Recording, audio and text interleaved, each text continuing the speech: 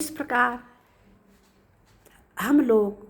अर्थात जैसे किस खेती करने वाले जो लोग हैं, हम अपने खेत में अच्छे प्रकार के अच्छी किस्म के बीज बो करके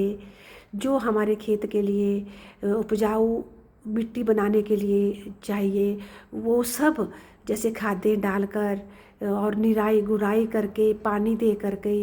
खूब मेहनत करके जो है अच्छी फसल की उम्मीद रखते हैं। और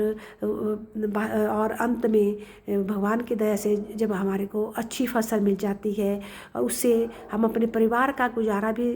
कर सकते हैं और बाहर बाज़ारों में सब्जी मंडियों में बेचकर भी अपने घर को का गुजारा कर सकते हैं, बच्चों का गुजारा कर सकते हैं। वो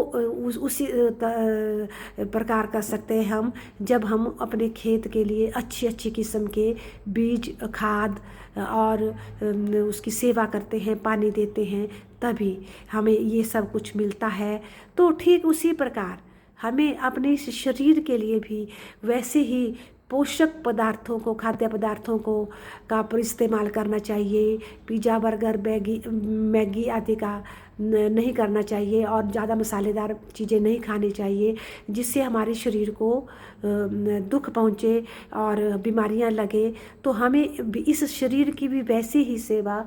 करनी चाहिए जिस प्रकार हम अपने खेत की एक अच्छी फसल के लिए करते हैं। तो शरीर भी हमारी एक खेत है और शरीर भी हमारा एक खेत है और इसकी भी हमें वैसे ही सेवा करनी चाहिए जिस प्रकार हम अपनी ज़मीन में की करते हैं और अच्छी फसल प्राप्त करते हैं और अपने घर का गुजारा और अपना गुजारा बड़े अच्छे ढंग से चलाते हैं। उसी प्रकार यदि हम इस शरीर रूपी खेत की सेवा करेंगे, इस शरीर रूपी खेत को के अनुसार चलेंगे, इसके अनुसार ही हम